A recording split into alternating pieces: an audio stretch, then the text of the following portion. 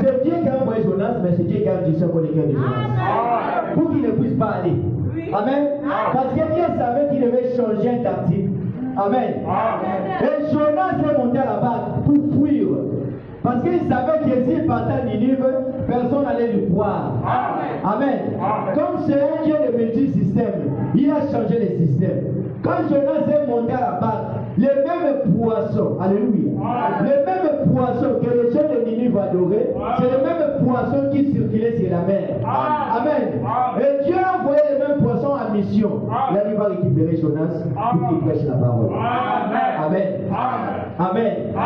Et ces mêmes gens sont le même Jonas est monté dans la barque pour voyager. Il fuyait, il partait pour lui.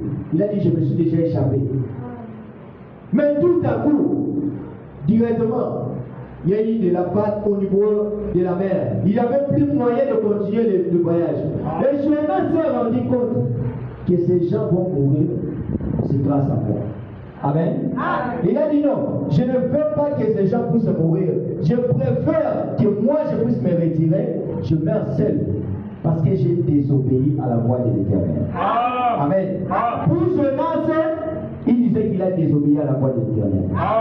Mais pour Dieu, c'était la voix pour lui, pour que Ninive croie à la parole de Dieu. Amen.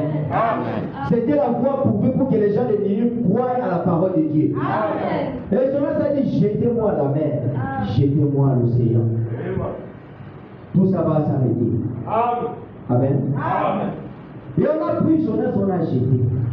Les mêmes poissons, les mêmes dieux de Ninive a avalé Jonas. Amen. Et il a fait 3 jours, 3 nuits dans le ventre du poisson. Et